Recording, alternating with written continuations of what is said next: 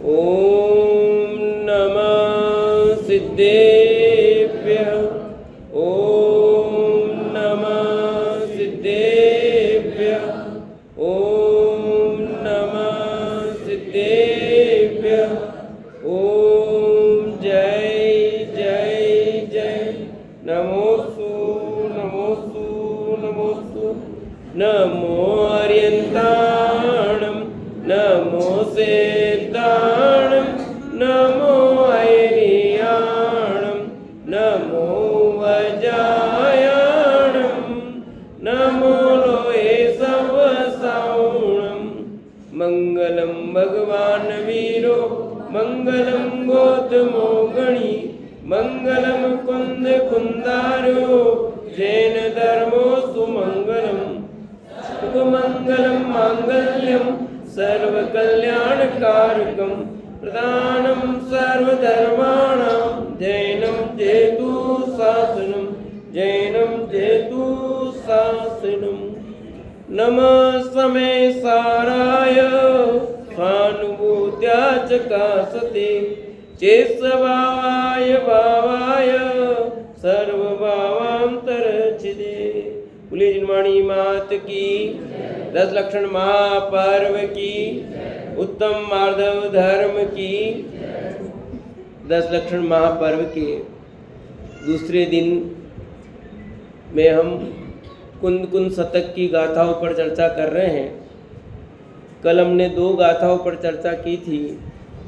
पहली गाथा में बात आई थी कि जो इंद्रों के द्वारा वंदित हैं, जिन्होंने कर्ममल को नष्ट किया है, धर्म तीर्थ का जिन्होंने प्रवर्तन किया है, ऐसे भगवान महावीर को मैं नमस्कार करता हूँ। और दूसरी गाथा में ये कहा था कि जो 5 प्रमेष्टि हैं वे सब आत्मा की अवस्थाएं हैं, इसलिए मैं आत्मा की शरण लेता हूँ। आगे की गाथाओं पर हम चर्चा करेंगे। एक बार 1 से 5 गाथाओं का पाठ करेंगे सभी एक साथ। सुर असुर इंद्र नरेंद्र वंदित कर्ममल निर्मल करण व्रज तीर्थ के करतार श्री बलवान जिन शत शत नमन। अनंत सिद्धाचार्य पाठ साधु है परमेष्टि पण सब आत्मा की अवस्थाएं आत्मा ही है शरण। सम्यक सुदर्शन ज्ञान तप समभाव सम्यक आचरण सब आत्मा की अवस्थाएं आत्मा ही है शरण। निर्गत है निराग है निश्चल है निर्दोष है निर्माण मदय आत्मा निष्काम है निष्क्रोध है निर्दंड है निर्दंड है यह निरालंबी आत्मा निर्देय है निर्मूढ़ है निर्भयी निर्मम आत्मा। तो 2 गाथाओं पर अपनी चर्चा हुई थी। तीसरी गाथा जो है दूसरी गाथा के समान ही तीसरी गाथा में कुछ बात कही गई है। सम्यक सुदर्शन ज्ञान तप समभाव सम्यक आचरण सब आत्मा की अवस्थाएं आत्मा ही है शरण। किताब में देखना जरा। सम्यक सुदर्शन सम्यक दर्शन ज्ञान सम्यक ज्ञान तप सम्यक तप समभाव सम्यक आचरण है सम्यक चारित्र। 4 प्रकार की आराधना बताई है ना। 4 आराधना। और अपन आराधना पाठ बोले थे सुबह, कल भी बोले थे, आज भी बोले होंगे। उसमें 4 आराधना में 4 चाहूँ। तो कौन कौन सी 4 आराधना है? दर्शन, सम्यक ज्ञान, सम्यक चारित्र और सम्यक तप। तो ये 4 प्रकार की जो आराधना है, कहते हैं सब आत्मा की अवस्था है। अवस्था माने पर्याय, अवस्था मतलब पर्याय, पर्याय माने जो दिख रहा आपको। तो जो ये सम्यक दर्शन, सम्यक ज्ञान, सम्यक चारित्र, सम्यक तप है, ये सब आत्मा की अवस्था है, यानी आत्मा की पर्याय है। इसलिए मैं आत्मा की शरण में जाता हूं। यानी ये उत्पन्न किससे हुए हैं? जिससे उत्पन्न हुए हैं मैं उसकी शरण में जाता हूं। कि क्यों जाते हो आप? कि उसकी शरण में जाने से ही इसकी प्राप्ति होगी। सम्यक दर्शन, सम्यक ज्ञान, सम्यक चारित्र का आश्रय लेने से सम्यक दर्शन, सम्यक ज्ञान, सम्यक चारित्र की प्राप्ति नहीं होती। सम्यक दर्शन प्राप्त करना हो तो क्या करना? कि अपनी शरण में आओ, आत्मा की शरण लेनी पड़ेगी। सम्यक दर्शन प्राप्ति का उपाय क्या है? कि अपनी आत्मा को जानो, पहचानो, अनुभव करो। इसलिए मैं आत्मा की शरण में जाता हूं, क्योंकि पर्याय वो क्षणिक होती है और द्रव्य वो शाश्वत है, ध्रुव है। तो द्रव्य के आश्रय से निर्मल पर्याय प्रकट होती है, पर्याय के आश्रय से निर्मल पर्याय प्रकट नहीं होती। बहुत मार्मिक चर्चा है, गहरी चर्चा है, पर समझ में आए ऐसी है, कठिन कुछ नहीं है। ठीक है ना? ऐसी बातें सुनने के लिए समझ लो कि आपने बहुत बड़ा पुण्य किया हो, तब ऐसी गहरी चर्चा सुनने को मिलती है। बाकी तो 10 लक्षण में कहाँ कहाँ क्या क्या चर्चा आप टीवी पर सुन सकते हो, मैं भी देखता हूँ। कहानी किस्सों में टाइम पूरा हो जाता है। ये बहुत गहरी अद्भुत चर्चा यहाँ चल रही है कि मैं कैसा हूँ। तो वो जो आत्मा में हूँ ना, उसकी शरण में मुझे आना है। दूसरों का आश्रय लेने से कभी कोई सुखी नहीं हुआ। तो द्रव्य दृष्टि की बात चल रही है यहाँ। पर्याय दृष्टि मिथ्या दृष्टि कहलाता है और द्रव्य दृष्टि क्या कहलाता है? सम्यक दृष्टि कहलाता है। तो मुझे द्रव्य का आश्रय लेना है कि क्यों? कि पर्याय में जो अशुद्धता है, उस अशुद्धता को दूर करने के लिए मुझे द्रव्य का आश्रय लेना पड़ेगा। चंदू भाई, किसका? द्रव्य का आश्रय लेना पड़ेगा। आप पर्याय का आश्रय लोगे तो काम नहीं होगा। कल मैंने 2 उदाहरण दिए थे, आपको याद हो तो, एक गेहूं का और एक बेसन का दिया था, नहीं दिया था? ऐसे ही एक उदाहरण आज इस रूप में देते हैं अपन कि जो अंगूठी है, जो चेन है, कुंडल है, बाजूबंद है, ये सब क्या है? ये सब, पर ये किसकी है अवस्था है? किसकी अवस्था है? सोने की। जो कुंडल है कान का, वो भी क्या है? चेन है, वो भी। बाजूबंद है, वो भी। पैर में मान लो आपने सोने की पायल पहनी हो तो वो भी। तो सब है क्या?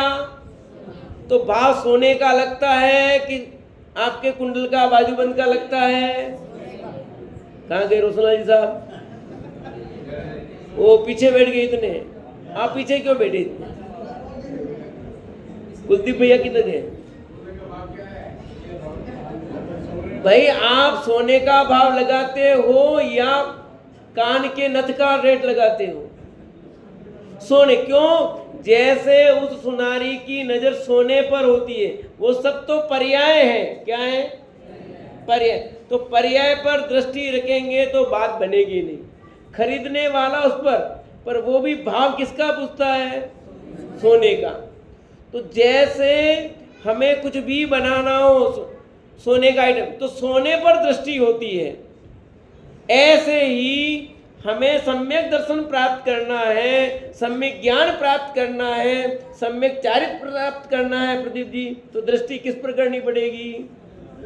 आत्मा पर। क्यों? कि ये सब किसकी अवस्था है? आत्मा की अवस्था है। आत्मा की अवस्था है, इसलिए मैं आत्मा की शरण में जाता हूं। किसकी शरण जाता हूं? आत्म शरणम गच्छामि। मैं आत्मा की शरण में, बाकी किसी की शरण में, क्योंकि है तो सब इसकी शरण ना, इसकी अवस्था है। तो तो अपन जिसकी अवस्था उसके पास जाए ना, भाव उसका ही लगने वाला है। कहाँ गए विमल जी? किसकी रेट लगाते हो? सोने की। तो आपकी दृष्टि हमेशा सोने पर होती है कि नहीं होती है? क्या अरे ये भी बढ़िया, ये भी बढ़िया बताते हो सब आइटम, पर नजर भाव बिल्कुल सोने का ही। वो कितने भी आइटम है, जितने भी भाव सबका एक ही है। क्यों? सोने का तोले की रेट यही है। अब आप कौन सा भी लो, 92 का माल देंगे, 100 का रेट लगाएंगे, 102 का लगाएंगे, जो भी होगा वो लगाएंगे। ऐसा ही होता ना है? तो भाई जैसा ग्राहक वैसा तिलक करना पड़ता है भाई, समझ आए कि नहीं? यहाँ ऐसा सिस्टम नहीं है। वो दुकान में ऐसा हो, पर आचार्य देव के यहाँ पर ऐसा सिस्टम नहीं है कि ग्राहक देख के तिलक निकालो। यहाँ सबके लिए एक ही स्वरूप बताया है कि सबको एक आत्मा की शरण लेनी। उसकी शरण लोगे तो क्या हो जाओगे भाभी? क्या हो जाओगे? सुखी हो जाओगे। सुखी होने का यही उपाय है। अभी मैं बात कर रहा था थोड़ी देर पहले वीणा से, सब दुखी है भैया, हर घर में दुख है। क्यों वीणा?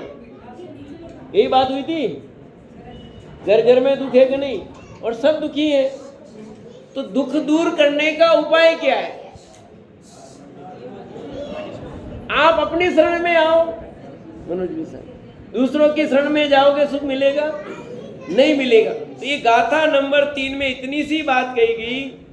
अब सुनना, समरी कर रहा हूं। सम्यक दर्शन, सम्यक ज्ञान, सम्यक चारित्र, सम्यक तप, ये चारों ही आत्मा की अवस्था होने से मैं आत्मा की शरण में जाता हूं। रहने दो। फिर बोलता एक बार, फिर पूछूंगा पीछे। तैयार हो? हाँ। सम्यक दर्शन, सम्यक ज्ञान, सम्यक चारित्र, सम्यक तप, ये चारों ही आत्मा की अवस्था है। इसलिए मैं आत्मा की शरण में जाता। तैयार चेतन भैया? चलो बोलो अनिल भैया। सम्यक दर्शन, सम्यक ज्ञान, सम्यक तप, सम्यक चारित्र, आत्मा की अवस्था है, आत्मा की शरण।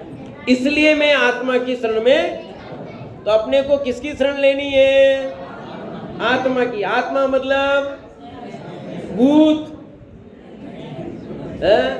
आत्मा मतलब मैं। आत्मा मतलब मैं की शरण में नहीं, खुद की शरण में जाओ, बाकी किसी की शरण में मत जाओ। अब चौथी गाथा पढ़ते हैं कि वो अभी तक अपने कहा, अब वो आत्मा है कैसा, उसकी चर्चा करते हैं। पढ़िए चौथी गाथा। निर्ग्रंथ है, निराग है, निश्चल है, निर्दोष है, निर्माण मदय आत्मा, निष्काम है, निष्क्रोध है। आत्मा, जिस आत्मा की शरण में जाना है मुझे, वो आत्मा है कैसा, ये तो बताओ। हम बाल पोथी में बच्चों को पढ़ाए, मुझे बताओ वो आत्मा कैसा है, कहाँ रहता है। बाल पोथी में बच्चों को कविता याद कराते हैं, मुझे बताओ वो आत्मा कैसा। वो आत्मा कैसा है, जिस आत्मा की हम चर्चा कर रहे हैं, जिस आत्मा की शरण में मुझे जाना है, जिसकी मुझे शरण लेनी है, वो मैं कैसा हूं, वो कैसा अद्भुत तत्व है, उसकी बात यहाँ कही गई। निर्ग्रंथ है, निराग है, निश्चल है, निर्दोष है, निर्माण मदय आत्मा, निष्काम है, निष्क्रोध है। कि वह में आत्मा निर्ग्रंथ है, निराग है 2, निश्चल है 3, निर्दोष है 4, निर्माण है 5, मद उसके साथ ही है, निष्काम है 6 और निष्क्रोध है 7। ऐसे विशेषणों से युक्त वह आत्मा में निर्ग्रंथ है। निर्ग्रंथ मतलब क्या? आत्मा निर्ग्रंथ है।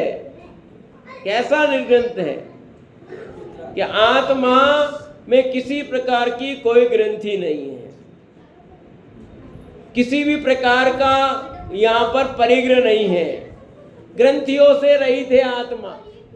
ग्रंथियां नहीं है आत्मा में, आत्मा सभी प्रकार की ग्रंथियों से रहित है, परिग्रह से रहित है, 24 प्रकार के परिग्रहों से रहित है। कौन?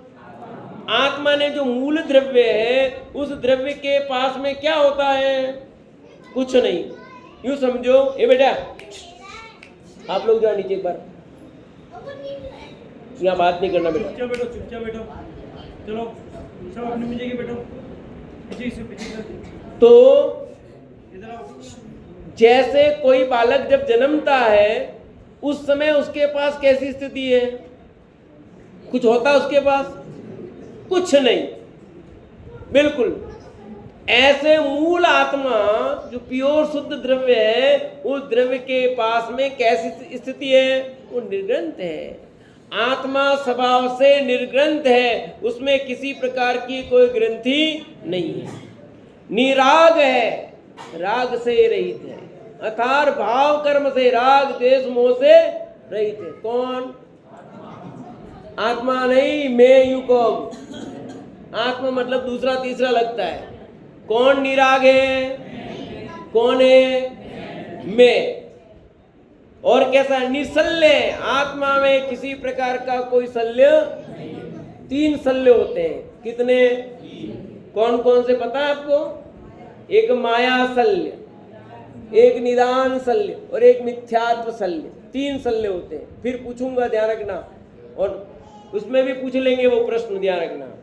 3 शल्य, निदान शल्य, माया शल्य और मिथ्यात्व शल्य। कितने हो गए? तो न तो मेरे अंदर मिथ्यात्व है, न मेरे अंदर माया है, न मेरे अंदर मिथ्यात्व नहीं है हमारे। और नहीं होता तो फिर यहाँ काहे को बैठे? फिर अभी तो बता रहे थे पंडित जी हैं कि अभी यहाँ स्वभाव की बात चल रही है, पर्याय की बात। पर्याय में तो वर्तमान में हमारे मिथ्यात्वसा हो सकती है, वर्तमान पर्याय में हमारा निदान हो सकता है, हमारे अंदर माया हो सकती है। पर मूल द्रव्य की बात करें, वो शुद्ध पड़ा हुआ है, उसमें न माया है, न मिथ्यात्व है, न निदान है, वो शल्य से रहित है, उसमें किसी प्रकार का कोई शल्य नहीं है। फिर कहते हैं निर्दोष है, आत्मा में कोई सी प्रकार का कोई दोष नहीं है, सर्व दोषों से मुक्त है। कौन? जब मैं दोषों से मुक्त हूं तो काहे को फिर भगवान के पास आऊं? आना चाहिए कि नहीं आना चाहिए? भूपेंद्र भैया, आप निर्दोष हो या दोषी हो? अरे दोषी नहीं हो तो यहाँ काहे को आए? समझे नहीं? तो वर्तमान पर्याय में दोष तो हैं, उन दोषों को दूर करने के लिए, उन दोषों को दूर करने के लिए क्या करना? कि निर्दोष स्वभावी आत्मा का आश्रय लेना। किसका आश्रय लेना चेतन? निर्दोष स्वभावी आत्मा का आश्रय लेना पड़ेगा। आत्मा में दोष नहीं है, ये स्वभाव की बात है, और मैं दोषी हूं, ये पर्याय की बात है। तो पर्याय में हमारे अंदर कई प्रकार के दोष हैं, पर उन दोषों को दूर करने के लिए क्या करेंगे? बोलो, किसका आश्रय लेंगे? कि खुद का। तो निर्दोष स्वभावी आत्मा का आश्रय नहीं जानेंगे तो फिर काम होगा नहीं। जैसे कपड़े धोते ना अपन, कि नहीं धोते? धोते हो भाभी? तो क्यों धोते हो? गंदे इसलिए। गंदे तो धोने से क्या होगा? साफ होंगे कब? कपड़े गंदे हैं ये बात दिमाग में है, पर कपड़े साफ है ये बात भी दिमाग में है।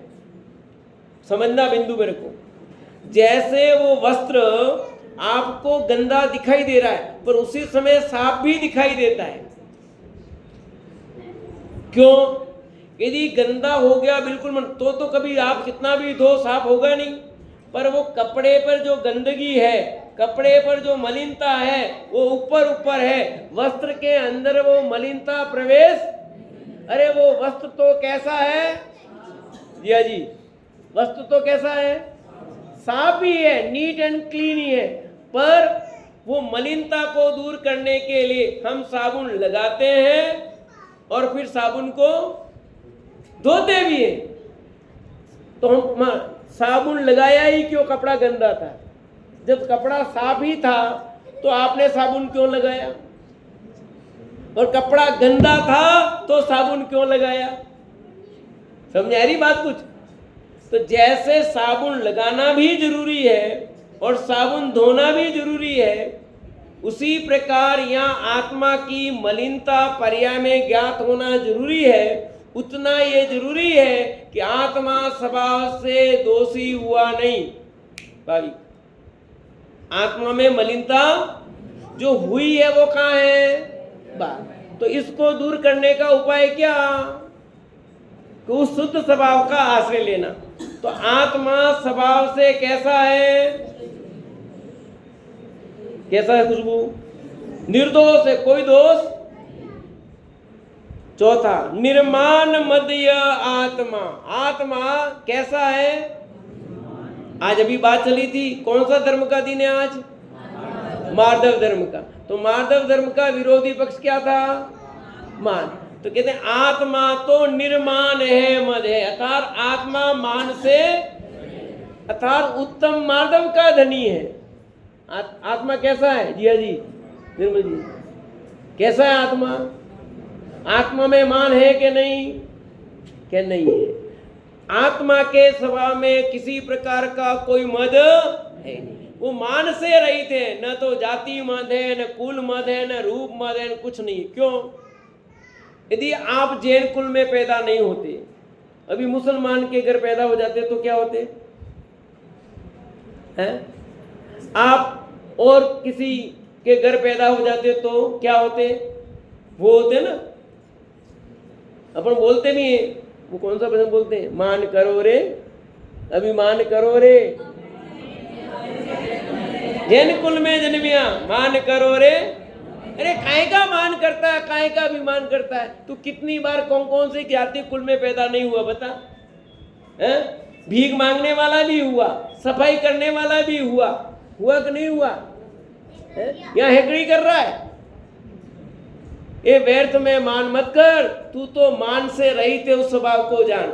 आत्मा में किसी प्रकार का कोई मान तो है तो सही, ये पर्याय में है। उस पर्याय में जो मान है, उस मान को नष्ट करने के लिए क्या करना पड़ेगा, निर्मानी निर्मदी जो आत्मा है उसका अवलंबन लेना पड़ेगा।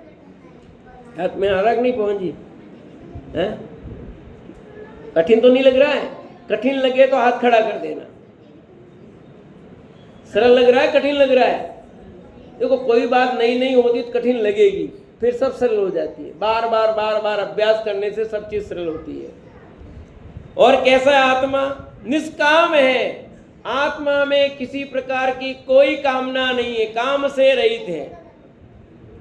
कामनाएं और काम दोनों रूप में समझना कि आत्मा निष्काम है। आत्मा में किसी प्रकार की कोई कामना, निष्काम क्यों है, इसको जो भी प्रयोजन सब अपने में पूर्ण है। आत्मा काम से रहित है, निष्काम है, निक्रोध है। आत्मा में क्रोध ही नहीं है। कल आया था ना उत्तम क्षमा की बात, क्या नहीं आई थी, कि आत्मा में क्रोध ही नहीं है। तो हमको तो इतना क्रोध आता है, ये बच्चा चिल्ला रहा है, समझ में नहीं आता, प्रदूषण हो रहा है? अरे आप एक तरफ तो कहते हो आत्मा निष्क्रोध है और दूसरी तरफ क्रोध कर रहे हो, ये कौन सी बात आई कि सचमुच तू निष्क्रोध आत्मा को क्रोध से रहित जान लेगा तो ये जो पर्याय में तेरा क्रोध हो रहा ना वो समाप्त हो जाएगा। अरे मेरे अंदर क्रोध है ही नहीं, मैं तो क्रोध से रहित हूं, ये किसका क्रोध, क्यों करना, कैसे होगा। आत्मा तो ऐसा अद्भुत तत्व है। कैसा, मैं ऐसा अद्भुत तत्व हूं। अपनी महिमा बता रहे हैं, अपनी महिमा आनी चाहिए, आनी चाहिए कि नहीं। अपने को अपनी महिमा नहीं आ रही है, दूसरों की महिमा गा रहे हैं। क्या क्या महिमा में बताई बात, निर्ग्रंथ है, निराग है 2, number 3, number 4, number 5, number 6, number 7। आत्मा यानी मैं ऐसा हूं। कैसा हूं मैं?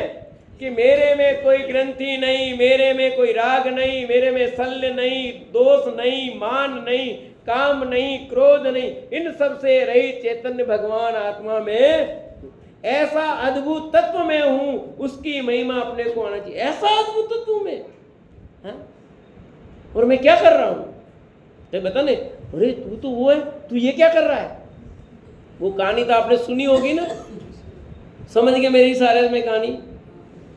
कौन सी बता, चलो समझ गए हैं? नहीं, एक शेर वाली, जिसके शेर का बच्चा किसके साथ चला गया था? गडेरिया के साथ में। जब उसको भान हुआ, उसको बताया तू ये नहीं, तू तो किसका बच्चा है? शेर का बच्चा। और तू इसके, जरा आवाज कर, पूरी कहानी नहीं सुनाऊंगा, मेरे को मूल बात करनी है भैया, तो सुन रखी होगी आपने।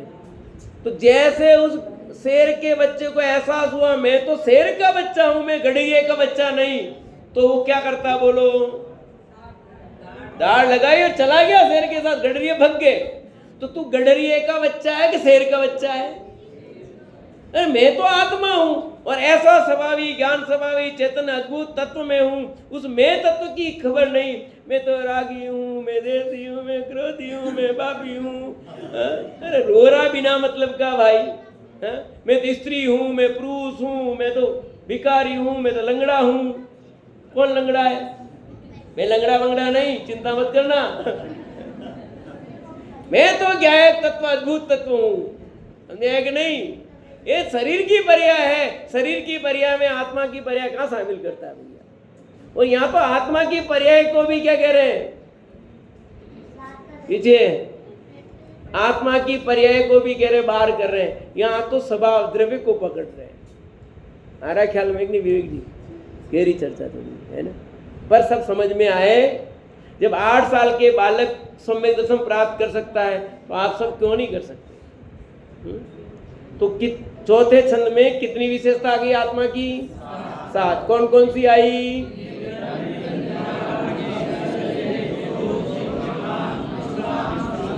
ऐसा कौन है? ये किसका स्वभाव है? तो अपने स्वभाव को जानना कि नहीं जानना?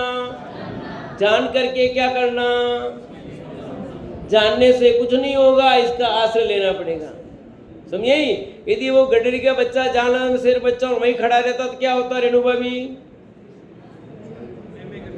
समझे कि ऐसे गड़बड़ हो जाता है कि वो वहीं खड़ा, कुछ नहीं होता। पर जैसे उसने दाढ़ लगाई, अपनी पहचान हुई तो काम हुआ।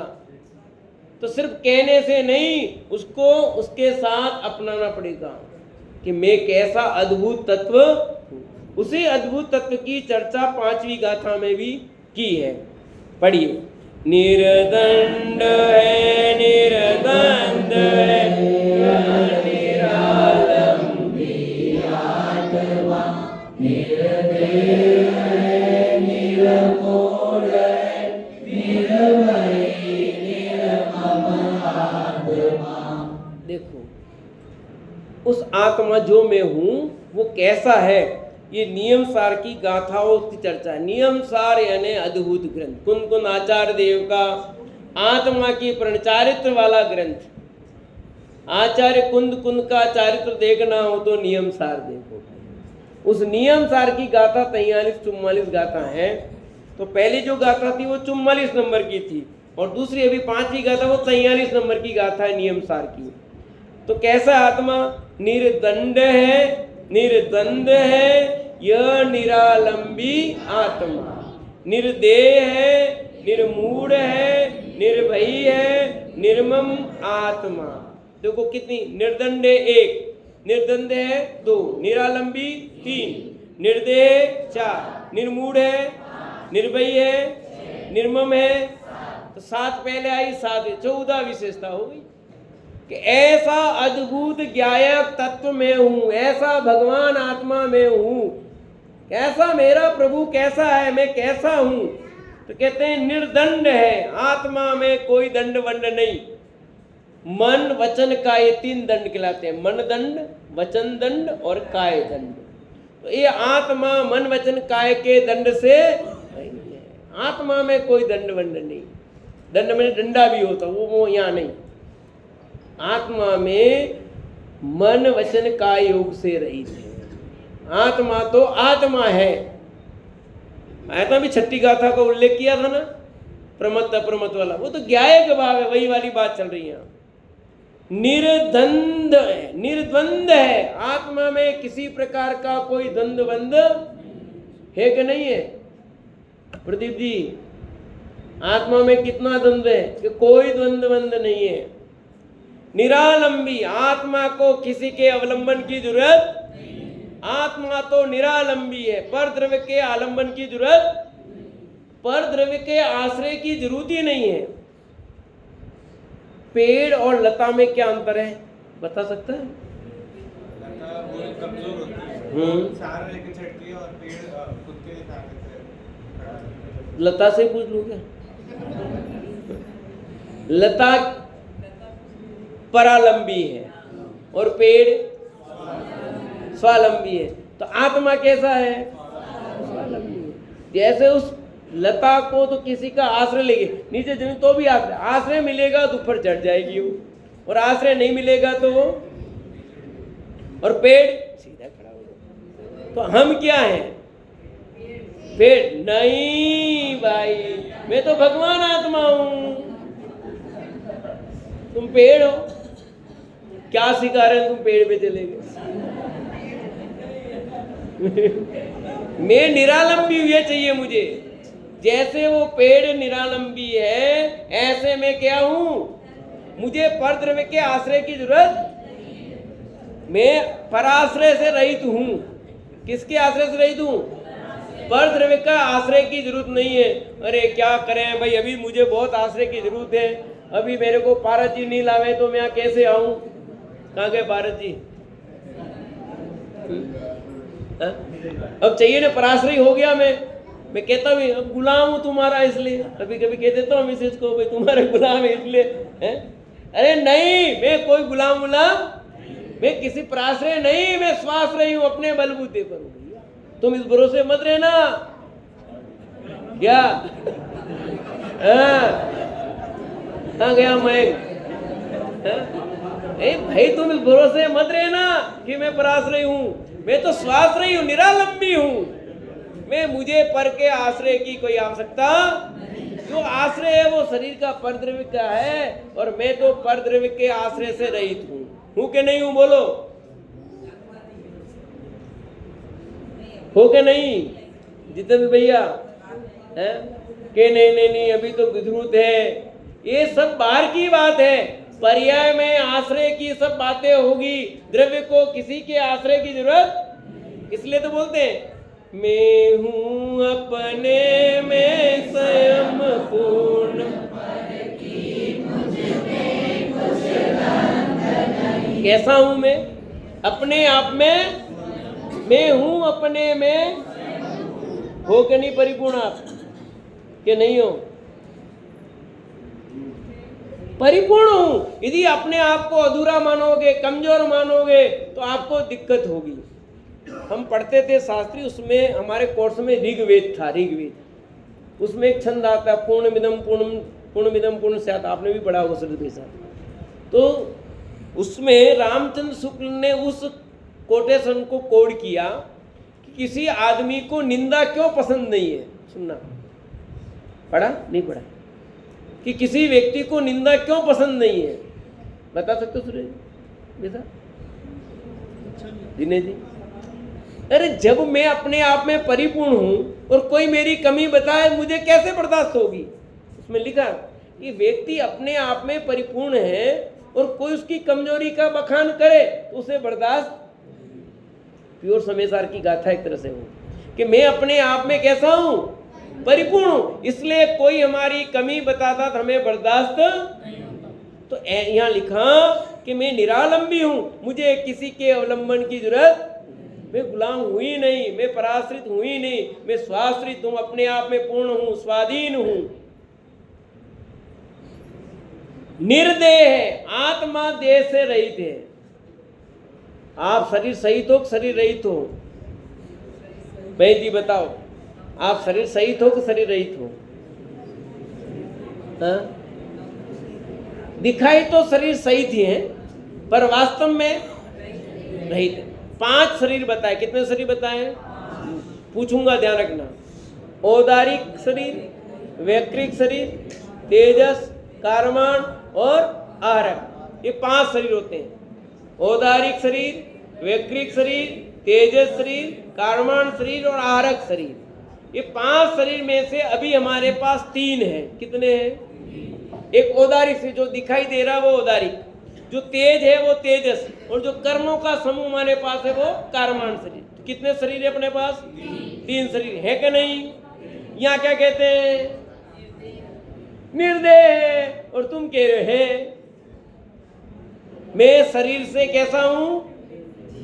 आप ही कहते हो शरीर है और आप ही मना करते हो।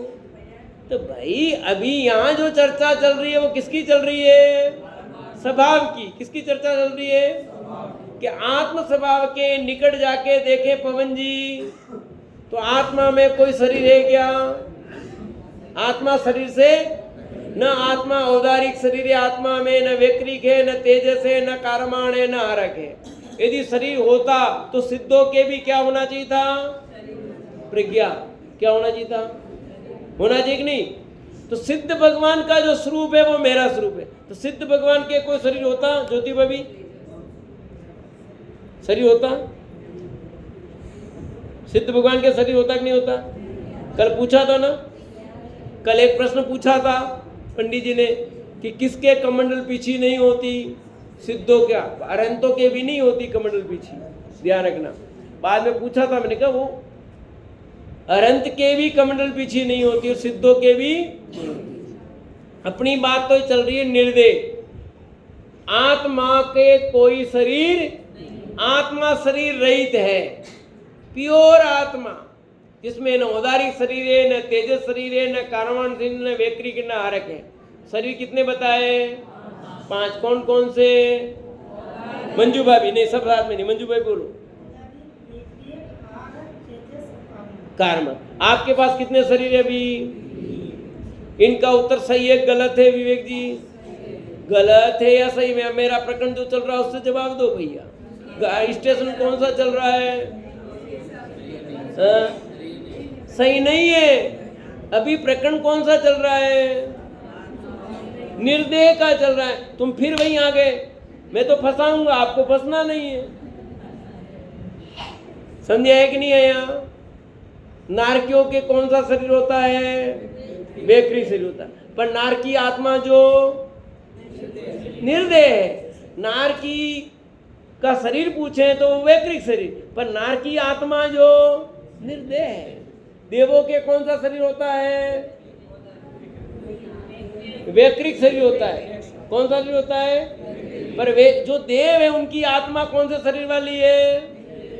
शरीर रहित है। सभी आत्मा निगो से लेकर सिद्ध पर्यंत सभी आत्माएं देह से निर्देह है, कोई देव नहीं है। निर्मूढ़ है, आत्मा मूढ़ रहित है, आत्मा मूर्खता से रहित है। आत्मा तो केवल ज्ञान स्वरूप है। कैसा है?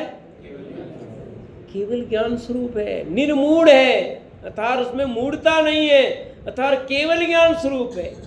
आत्मा तो अनंत ज्ञान से लबालब है।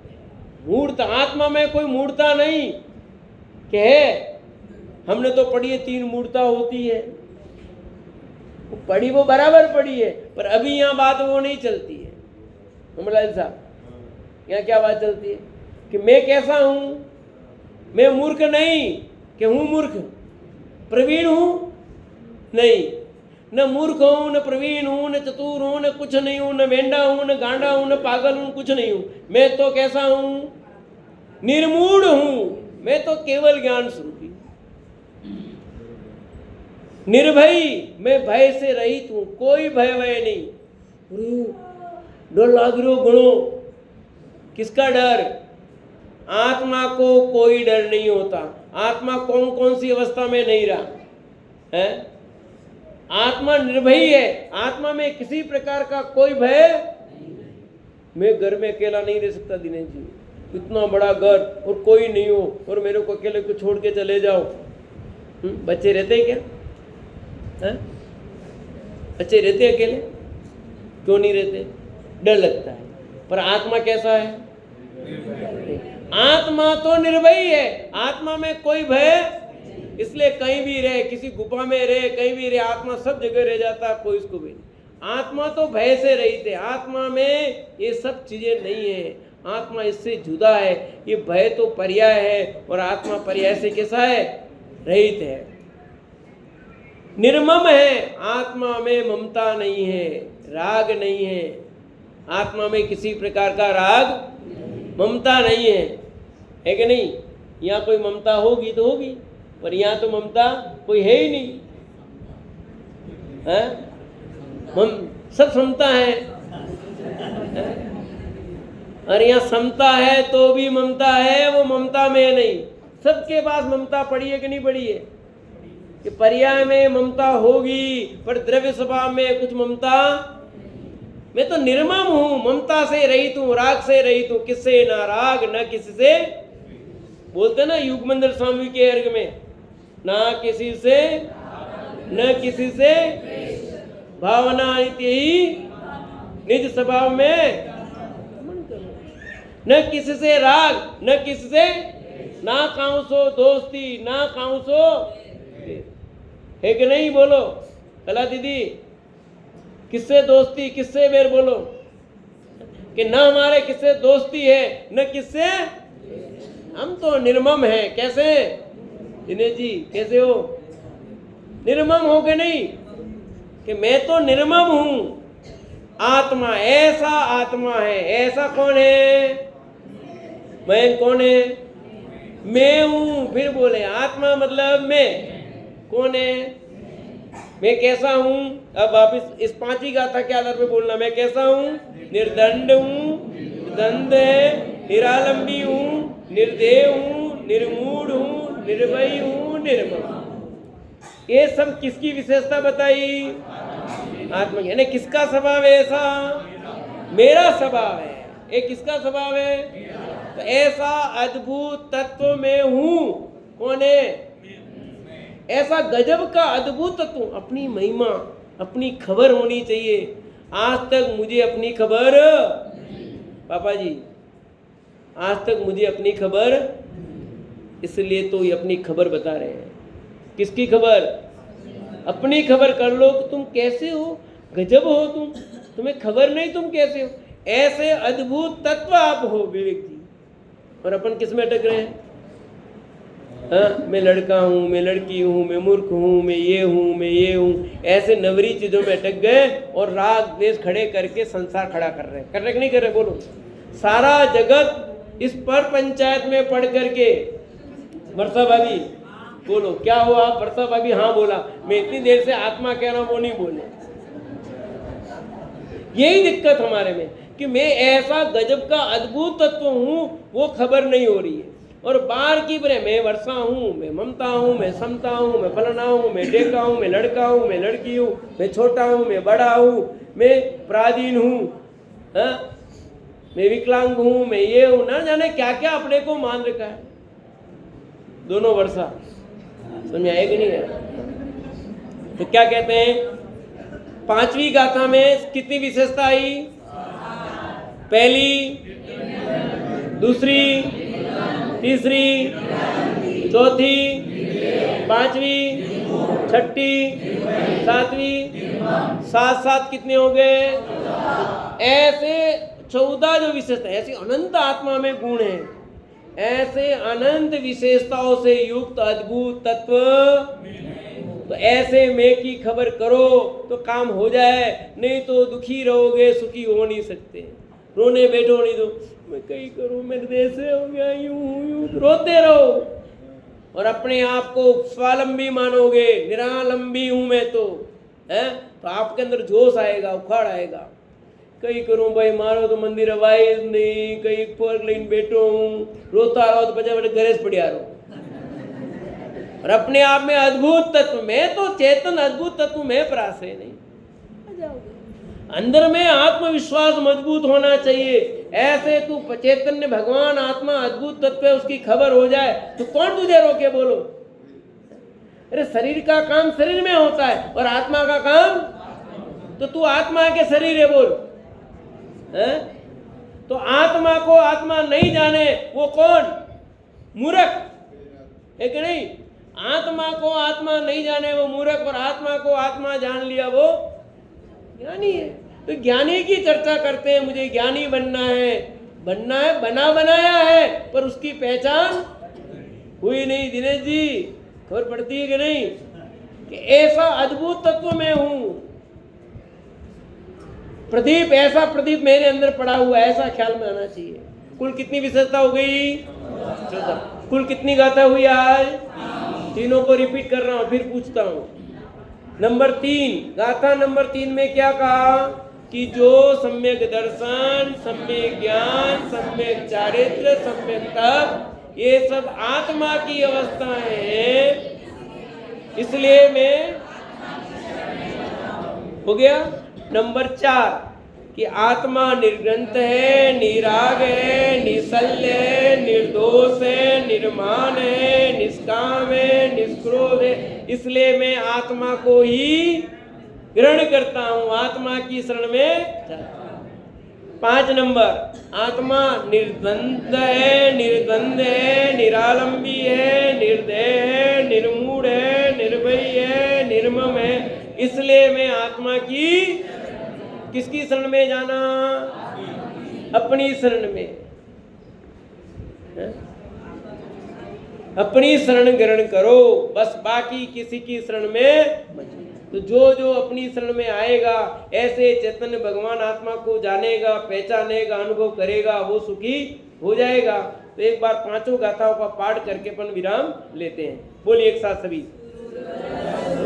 इंद्र नरेंद्र वंदित कर्ममल निर्मल करण, रसतीर्थ के करतार श्री वर्धमान, जिन शत शत नमन। अरहंत सीताचार्य पाठक साधु है परमेश विपट, सब आत्मा की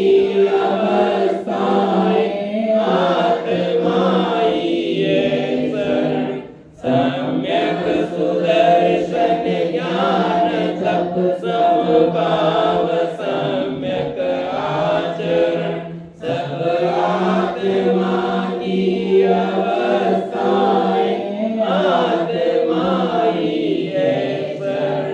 निर्ग्रंथ है, निराग है, निशल्य है, निर्दोष है, निर्माण मदय आत्मा, निष्काम है, निष्क्रोध है, निर्दय